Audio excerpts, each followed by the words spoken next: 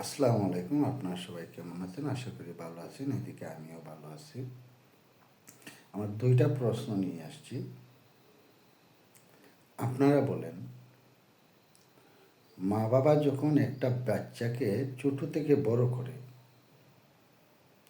করে অনেক বড় করে শিক্ষিত বানায়, বানানোর পরে যে ছেলেরা বিয়ের বয়স হয়, হওয়ার পরে এই ছেলেরা মা-বাবাকে ফেলে চলে যায় একদিনের ভালোবাসার কারণে।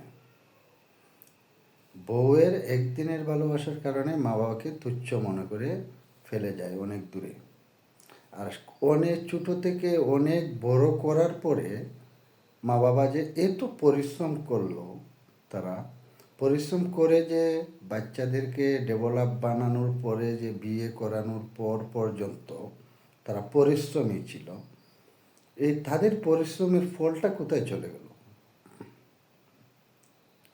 এটা একটা ছেলে বউকে পেয়ে বিশ্বাসঘাতকতা করলো না মা বাবার কাছে।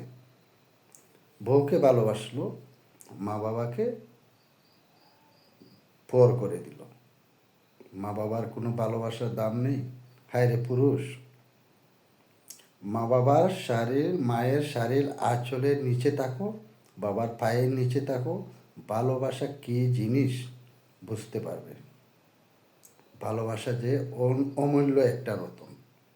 যখন তুমি বাবা মা হবে, তখন তোমারই মতোই তোমার ছেলে তোমাকে এরকম উত্তর দিবে, জবাব দিবে। তুমি চলে গেছো তোমার মা বাবাকে ফেলে, তোমার ছেলেও চলে যাবে তোমাকে ফেলে। দিন থাকতে মা বাবার পায়ের নিচে নত থাকো, মা বাবাকে সম্মান করো, রেসপেক্ট করো। সবাইকে বলতেছি, বউয়ের জন্য মা বাবার ভালোবাসাকে ভিন্ন করো না, মা বাবার হৃৎপিণ্ডরে মাঝে চুরি মেরো না। ভালোবাসা দিয়ে মা বাবাকে আগলিয়ে রাখো, সম্মান পাবা, রেসপেক্ট পাবা।